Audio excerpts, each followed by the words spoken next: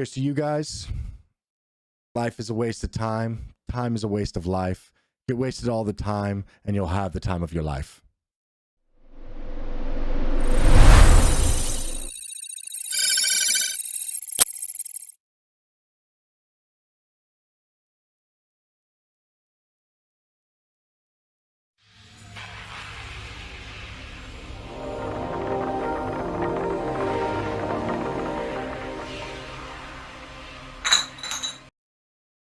Wanted to say hi. Wanted to catch up.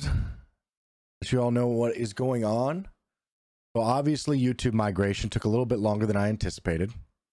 I was trying to also create some new graphics and some new stuff to go with YouTube migration. I finally just settled on using what we had previously and making sure that the sorry, this should have been already on silent. See, I'm out of touch now. All right. So decided just to use what we had previously so that way we can at least get the technology done and migrated over and moved over to YouTube.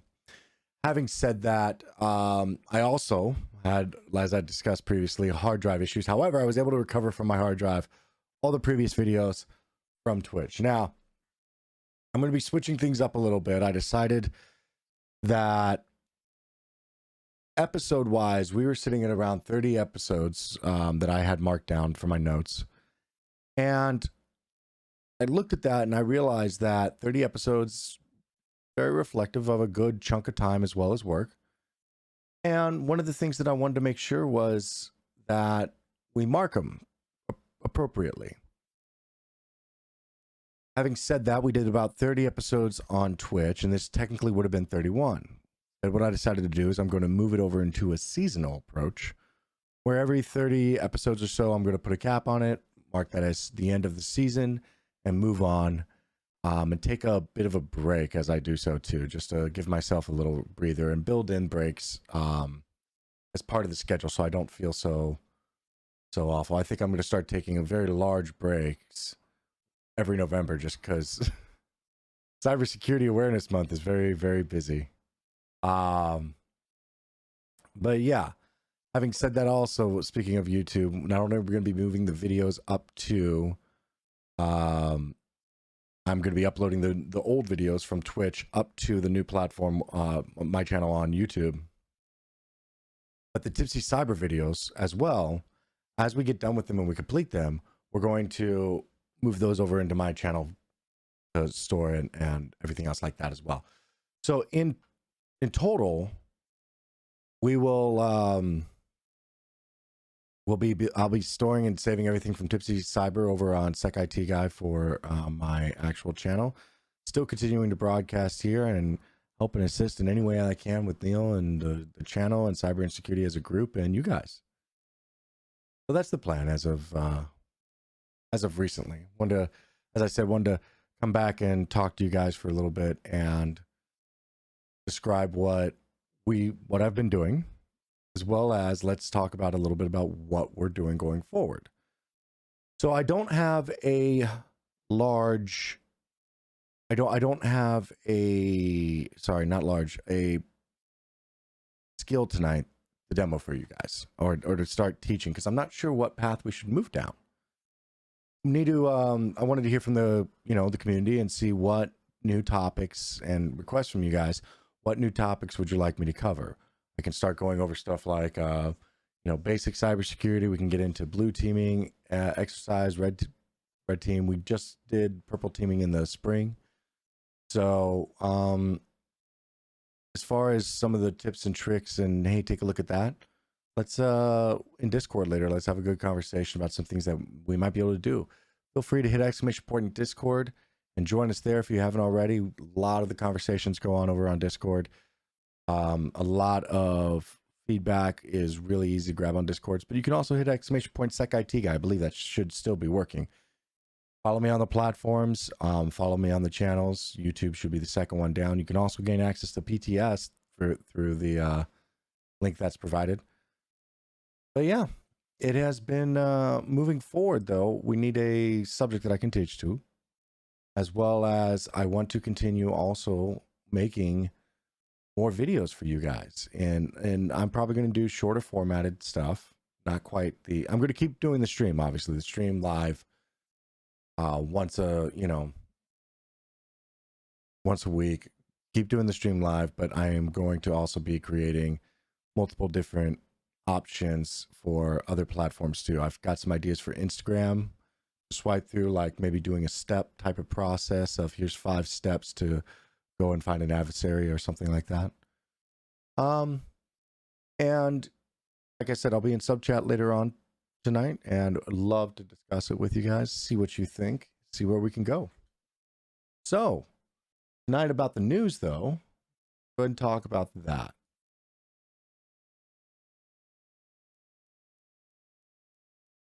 Cheers. So, Missouri Governor Mike Parsons is facing a monumental backlash, basically after threatening prosecution against a journalist for responsibly disclosing a vulnerability in the state's website. Sounds insane. It kind of is, really. It realistically is insane. Specifically, though, the Department of Elementary and Secondary Education was exposing approximately 100,000-ish, 100,000-ish teacher social security numbers, and they could be viewed by just checking the source page's HTML code. Now, the way that you check that generally is by hitting F12, and it will open up the developer's tool on any web page that you're already in. You can also right click and inspect elements. It's very public information, very easy access to do. In that though, in viewing the page source, the journalist who worked for the St. Louis Post-Dispatch named Josh Renaud first reported to the developers the information leak, which, round of applause there, that was the correct way before they dropped the story. Excellent way of handling things. Really highly applaud the journalist in this, as well as the newspaper that the journalist works for. I really think they did a great job. The Department of, secondary education, or whatever it is, elementary and secondary education, confirmed that the search tool has been disabled. The vulnerability that was pushing that information out has since been fixed, and everything is patched up, banged up. And then the article released engaging, saying that this was an issue that was found and blah, blah, blah, and X, Y, and Z, right? You would think that would be the end of it. Unfortunately, Governor Mike Parsons described the journalist who uncovered the vulnerability as a hacker and said the newspaper uncovered the flaw in an attempt to embarrass the state. In fairness, it's Missouri. It should be embarrassing. No, I'm joking. Joking. A hacker is someone who gains unauthorized access to information or content. This individual did not have permission to do what they did, he said during a press conference on Thursday. Quote, "This individual is not a victim. They were acting against the state agency to compromise teachers' personal information in an attempt to embarrass the state and sell headlines to their news outlet. The state is committed to bringing to justice anyone who hacked our system and anyone who aided and abetted them to do so." And he has since referred the case over to county prosecutors. This one is just, oh man, this one. Obviously, InfoSec Twitter was blowing up over this. So many communities are. Very angry about that. Republican lawmaker Tony Lavasco wrote on Twitter that, quote, "It was clear the governor's office has a fundamental misunderstanding of both web technology and industry standard procedures for reporting security vulnerabilities. Journalists responsibly sounding an alarm on data privacy is not criminal hacking." Excellent. Furthermore, Rachel Tabak, a hacker and CEO of Social Proof Security, tweeted, "If your code leaks personal data via public development tools that any person can see by simply pressing F12 on a keyboard, and you have a huge data leak issue, not a hacking situation on your hands.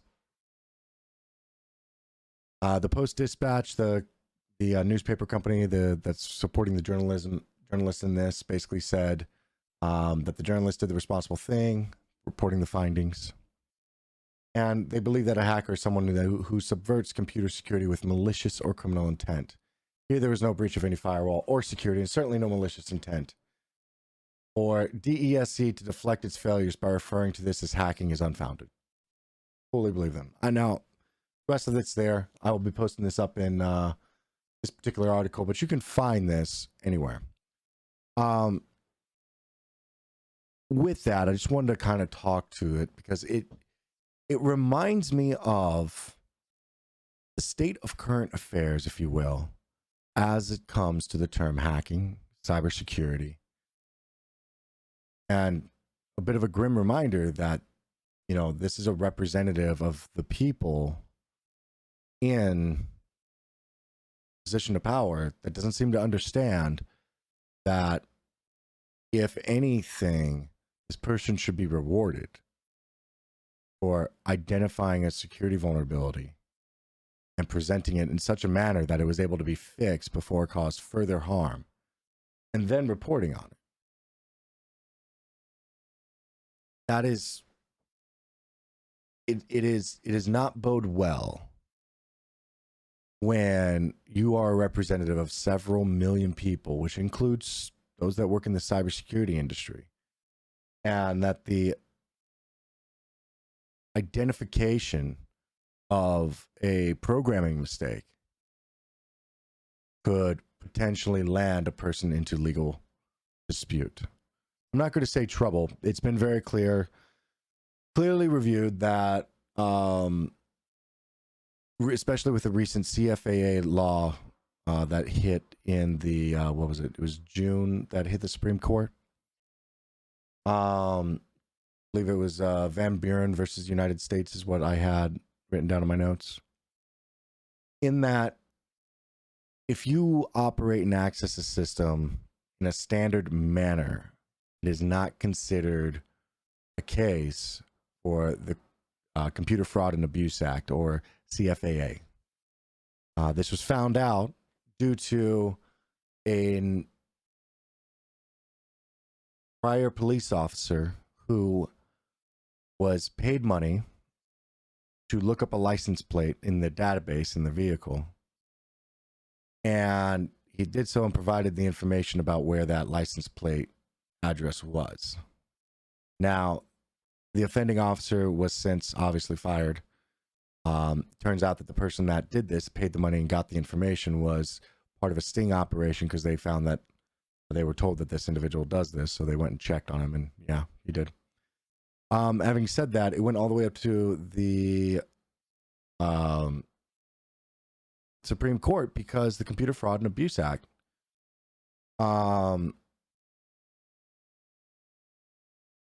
it was basically targeted with that and charged, and it was considerable because the ruling basically stated was, by him logging in as a user and utilizing the information that was provided to him in accessing it in a way that did not abuse the technology itself, fundamentally, just misusing the information, does not constitute a actual crime as covered by CFAA. Now, he was charged and prosecuted under other items for doing that activity, but it was a real consideration, because if you're able to access the information,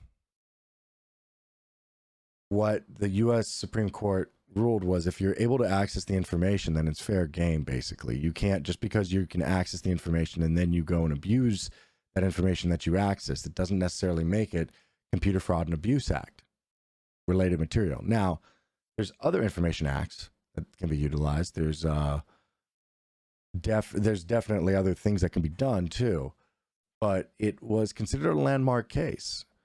backing up to what we were talking about here with the governor of Missouri not understanding the basics of a web browser without, like, just to make those comments and not have anybody there with enough of an ear to technology to say, this isn't illegal, this isn't hacking, this is information disclosure, this is supportive, we should be encouraging this.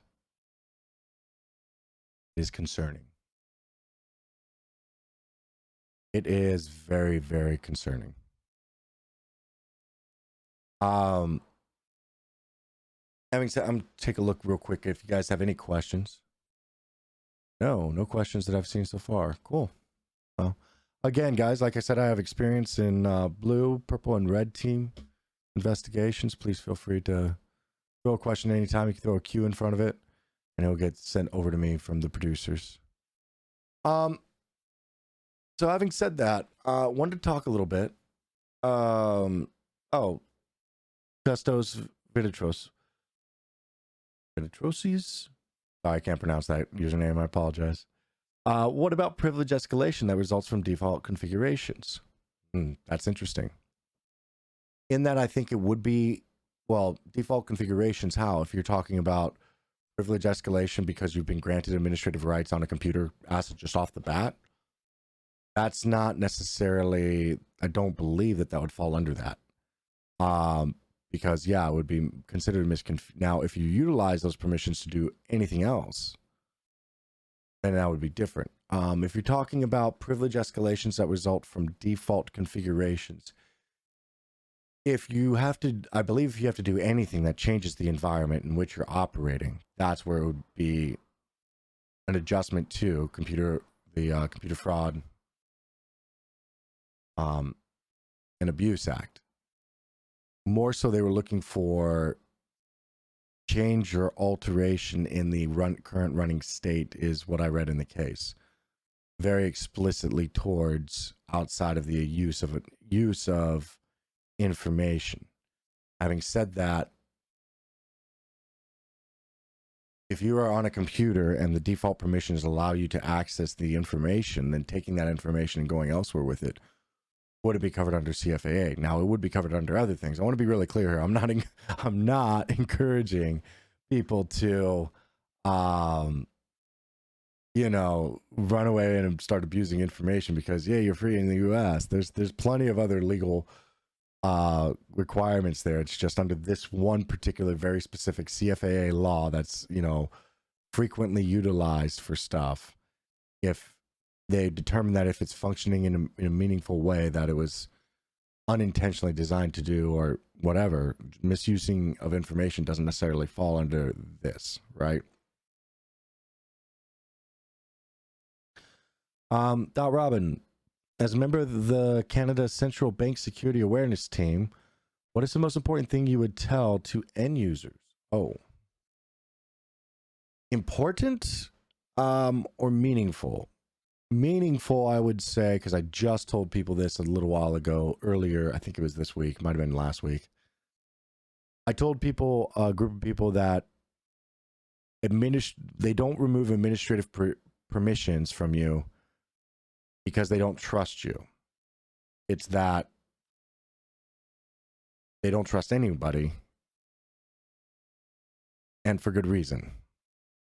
So it was in that context. I was speaking to a group of teachers who were complaining because they can't download updates to software or install their software they need for classes and stuff like that. And they were like, you could trust us with teachers, but you can't trust us with computers. This is, crap. My response was, well, realistically, the reason for that, one single click on a link or the download of the wrong file, you can compromise all those kids' information. That's a very high risk of the data that you guys work with and technology that you work with. And the response was that very explicitly, and I posted this up in the meme chat, but very explicitly, the response was, administration just allows you to download stuff and install stuff that you need. It's not going to get us attacked immediately. I wish people would stop thinking we're so, what'd they say? Childish or unaware or something like that. And I would meaningfully tell them, the end user, that it's restricted to make sure that if one person makes a mistake, however large this business is, doesn't get compromised, and these people still have jobs. What a lot of people don't talk about too is the fallout of if somebody clicks a link and then ransomware occurs, and all of a sudden they have to pay out $2-3 million, right? The money's got to come from somewhere. Payroll is the easiest thing to control in a business. What's some of the fallout for clicking those random links that we don't talk about? Losing a coworker? They get fired or let go just because we don't have the payroll anymore? There's plenty of options out there for, actual effects, because because the multi-million-dollar payout happened for ransomware. Do we lose some of the insurance coverage that we used to have? Do we have to pay in more? Is the company not covering as much? There can be effects for an organization losing resources and funds from this too. So there's multiple reasons. The other thing that I would tell them to help them, as far as an end user goes, and this is probably this one I love, and I use this one myself. You can have a different password for every single website without using a password manager, and you can do so in a meaningful way that you will always remember, and you can teach to your spouse and they will remember. Ready? You create a key, create an 8-character key, right? That 8-character key is some form of upper lowercase letters, digits, and the wildcard characters, exclamation points, or whatever else. Okay, create an 8-character, 9-character key. Then what you do is you put some variable of the website that you're visiting at the front part. So it could be the first 5 characters of the website URL that you're visiting, or the first word in the upper left corner that you see, or whatever else. You get my point. So in this instance, if because I was just looking at Yahoo for the news article that we were talking about with the Missouri governor that doesn't understand anything about technology. Because I was just looking at Yahoo, though, we'll use that as an example. If I was to log into Yahoo, God, that pained me to just say. If I was to log into Yahoo, and I was to use the first 5 characters, the password would be made up of a lowercase YAHOO, 5 characters, and then it would be that 8-character catchphrase. You could also split these up, and you could put, the last 2 characters and the first 2 characters. So it would be YAOO. And that could be the very first bit. It can be the very last bit. It doesn't really matter. Point being is that when you combine these 2 things that and you create this framework in which you're creating your passwords, you'll be able to log into anything with your spouse at any time and have a different password on every website without having any issues whatsoever. There are, let me back that up, with having minimal issues. I say that because I've been to some sites where I go to create a password and it's like, we don't recognize decimal points or periods as wildcard characters. You must use a slash. You must use an exclamation point. You must use an asterisk, whatever. So, or they don't recognize asterisks. You must use whatever, a comma. So, some of the wildcard characters get funny. Some of the password sites will say things like, we don't allow any more than 12 characters in a password. I'm like, I don't want to do this with you then. Why is your system so old? This is stupid. But still, the point being is that I think that would significantly help end users if they realize that by creating a framework like that, you will have multiple. It will basically prevent password stuffing as an attack. Which, for those of you that are new, aren't aware, password stuffing is if they breach one site. So let's say they breached, I don't know, Yahoo, since I'm looking at it right now, and also that's pretty likely. I'm just throwing some shade tonight, guys. I'm just throwing all sorts of shade. I don't know. Anyway, if they were to be looking at if Yahoo was to be breached and they were able to steal your username and your password from Yahoo, one, it's generally done in bulk. And then what happens is they'll create an automated script or service that will go to every single login that is of a benefit to them, and they will try that password and username and password combinations against every single other website. And that's how they'll gain access to multiple different instances of your information. With that type of credential stuffing attack, though, utilizing the method I just told you will definitely defeat it. 1,000%. It will defeat credential stuffing. A lot of people, though, say if you are able to grab the passwords, they read the passwords, they'll be able to see that you have a key, and once they know the key, they'll be able to figure it out. They'll be able to hack the rest of your stuff. My response to that is, of course. But at that point, you've pissed somebody off really, really badly. At that point, you're kind of screwed. It doesn't matter at that point. If you have somebody that is targeting you that much and is being vindictive, then you should have multi-factor authentication up on everything anyway, right? If you're targeted by a truly, how would you say it? Truly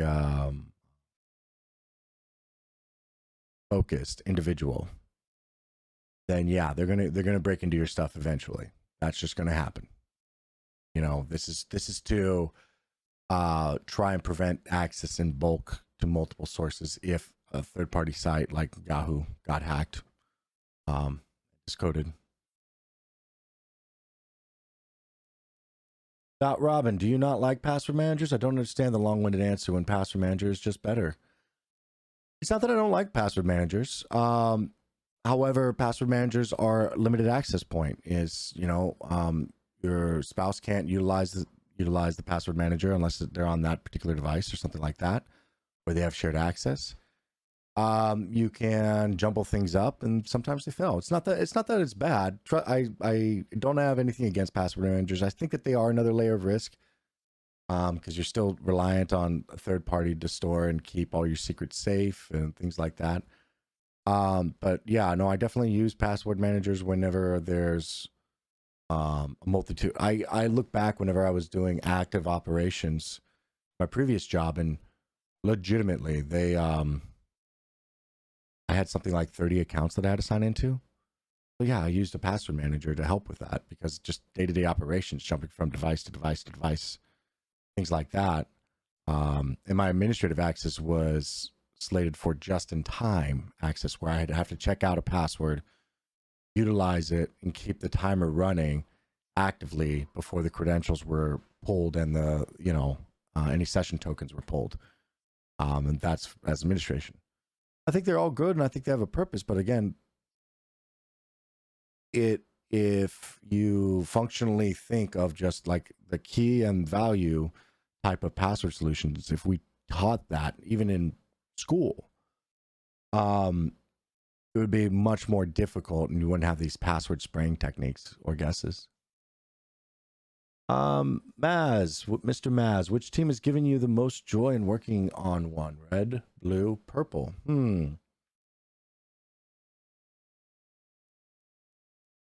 Most joy, I'm going to say blue. I'm going to say blue, but it was really a purple team. I was on a blue team working a purple teamish exercise. What it was is we were being accredited for our capabilities in threat hunting, but the military called it discovery and counter infiltration. The time I got the most hype was our red team was actively engaged in hacking from, you know, an internal network device source, compromised a couple of machines, was beaconing back to a central point but the malware payload that they created was fileless. It would land, execute, delete, self-delete, and clean and empty the recycle bin and all that stuff. Could not get a hold of that, but it was operating out of memory. Like it was just a memory resource. In that, I helped develop patterns and indicators of compromise that we were able to map out the entire C2 infrastructure via network communications combined with, we were also able to identify indicators of compromise from memory that we were able to write a signature on, as well as kill the ongoing portions of their command and control. So that one was pretty cool. And I really got a bug for it there. But again, it was, I know the outcomes of this because it was an exercise. We were working directly. I won't say that we were working with Red Team and they gave us the answers. It was, they were doing a pen test. We were finding them. And then in the wrap up, they told us what they did. And we sat down together for a day and showed us what they did. I showed them what I found. And we got, we both got better at what we were doing. Really great time. DSEC, you hear about ReEvil going dark again and coming out saying the domain name was taken over. I did hear about that. All estimates are that they are coming back. They're going to be probably coming back. They just need to reorganize their stuff, reestablish. I mean, that is one of the most prolific and wealthy attack groups that has ever existed. I don't think that this is the end at all. I think this is, if anything, it's just what do you call it? A pause, if you will. The fact that a government entity finally found and was able to shut down some of their stuff doesn't surprise me, but also yeah, just a little worried it took this long. Kind of expecting it to be a little faster, but still. Metric cults. Are major companies starting to adopt things like FIDO U2F to protect against stolen credentials? Some, but you have to be in a large enough company, right?